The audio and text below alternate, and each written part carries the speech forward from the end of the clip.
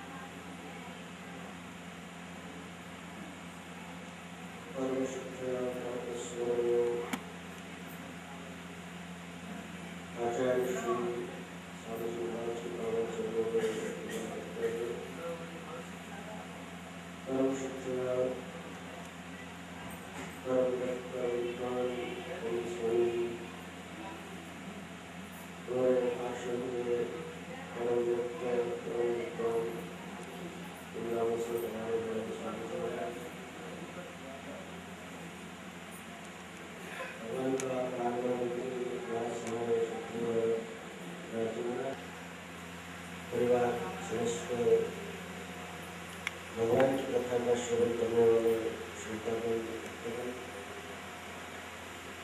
बड़े ही सौभाग्य से प्रभु की कृपा से हम लोग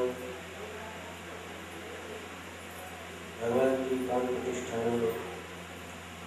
और श्रीमद् भागवत सप्ताह कथा की श्रवण की साधना में उपस्थित हैं। ऐसे आशीर्वाद वचन तो आपको मिल चुके हैं।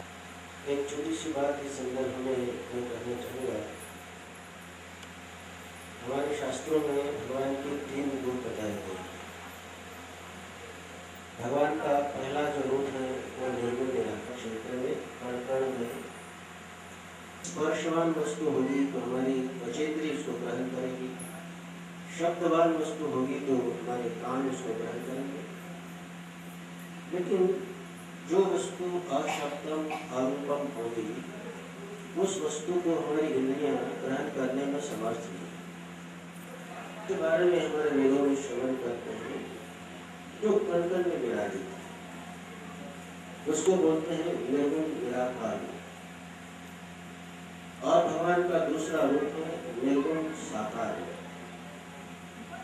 निर्गुण साकार का अर्थ है कि जो सबके लिए दृष्टिगोचर नहीं, लेकिन जो रूप किन्हीं साधकों के सामने जो प्रकट होता है उसको सगुण निराकार अथवा निर्गुण साकार कहा जाता है। जैसे हम लोगों ने श्रीमद् भगवद गीता में श्रवण किया, भगवान ने अर्जुन को एक रूप दिखाया था भगवान ने 7वें अध्याय में और 10वें अध्याय में अपनी विभूतियों का प्रतिपादन किया। और भगवान की विभूतियाँ यही थी। भगवान ने कहा मया ततमिदं सर्वम जगदव्यक्तमूर्ति। भगवान ने कहा कि मैं निराकार हूँ, निर्गुण हूँ, अव्यक्त हूँ। हमारा संपूर्ण विश्व व्याप्त है, कण-कण में विराजित है। जब ये बात भगवान ने कही तो अर्जुन के मन में प्रश्न उठा कि वो जो रूप है आपका मैं देखना चाहता हूँ।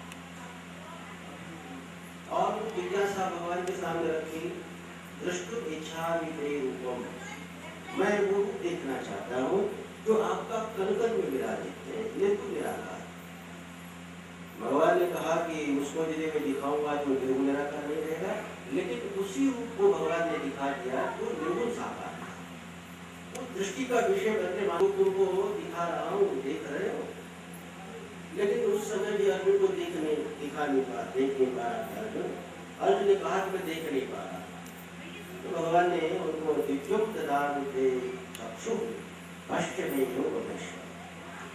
भगवान ने दिव्य दृष्टि प्रदान की और उस दिव्य दृष्टि के द्वारा अर्जुन ने भगवान के उस रूप को देखा।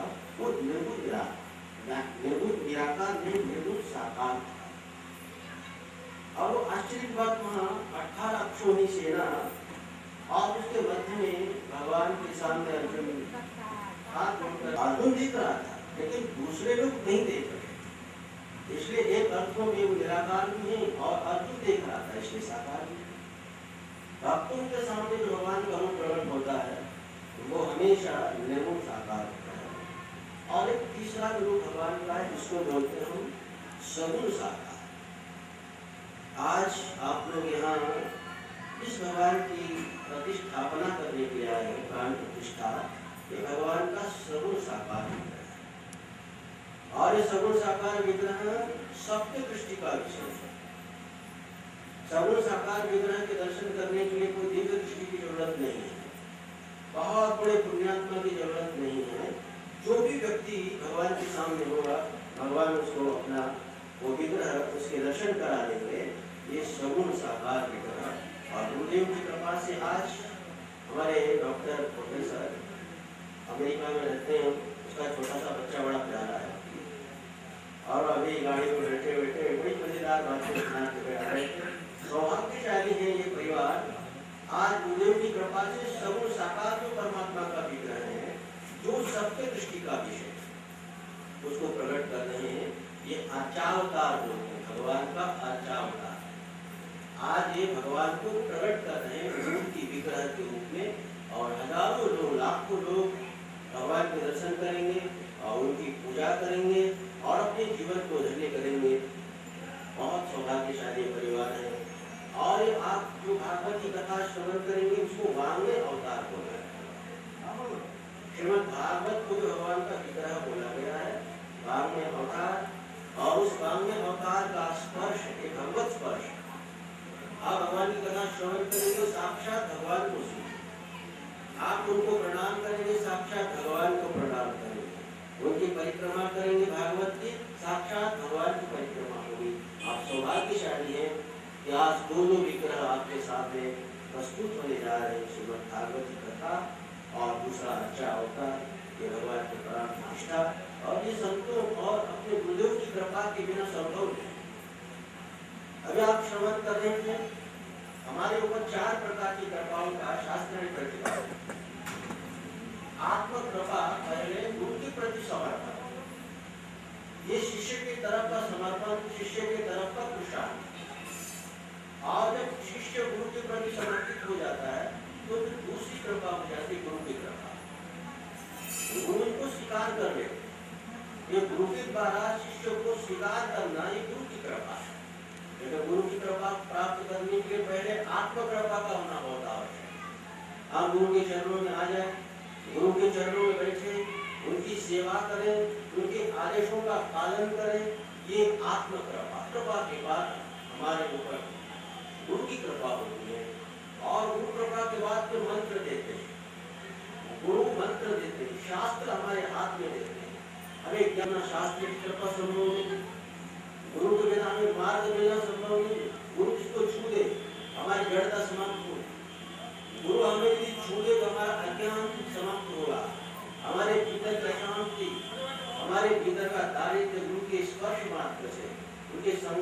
मात्र से दूर हो जाती है। शास्त्र कृपा और चौथी जो कृपा है ना वो ईश्वर कृपा। उसके बाद जब गुरु की कृपा होगी, शास्त्र कृपा होगी, मंत्र मिलेगा, साधना मिलेगी, तो हमारे ऊपर गुरु परमेश्वर की, ईश्वर की कृपा होगी। ये चारों कृपा आ रहे हैं, आप सब लोगों का स्वागत करते हैं।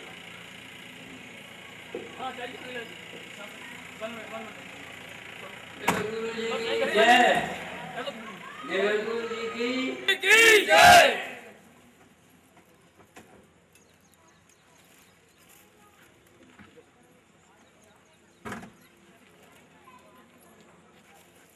वहीं बैठने दो, वहीं सब लोग वहीं पैर छू लें तो ज़्यादा ठीक है, बैठने दो।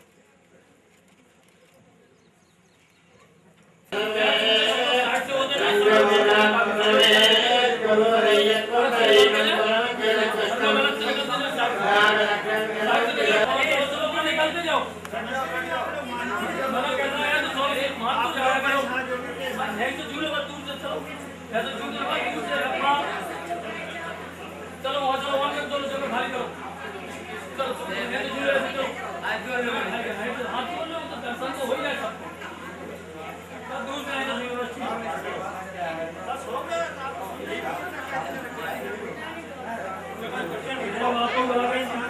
दूर से चल लो, बात कर लो, वो तो बस ठीक है। हाँ माइक दो, माइक दो, माइक दो, माइक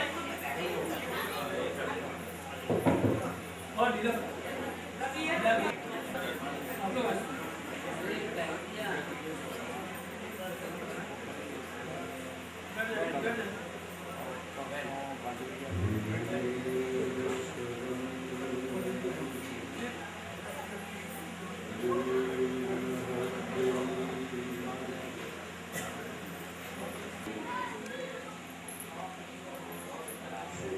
श्रीमते पुराणानामालयम् करुणालयम् नमामि भगवत्पादम् शङ्करं लोकशङ्करम्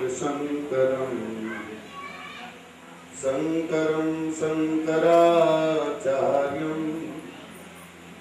केशवम् सूत्रभाष्यकृतो वन्दे पुनः पुनः। ईश्वरो गुरुरात्मेति मूर्तिभेदविभागिने व्योमवद्व्याप्तदेहाय श्रीदक्षिणामूर्तये नमः। आत्मैक्यतां ज्ञाननिधौ निमग्नौ ब्रह्माण्डभाण्डोदरवर्तमानाम् अद्वैतसिद्धान्तप्रदामः। गरीयो गुणागारगात्यां गुणाढ्यां गणेशादिगम्यां श्रेयनिर्गुणाढ्यां जनाये जगत्सोग्रबीजं जपत्सु परं प्रत्यहं ते स्मरन्ता स्वरूपम्।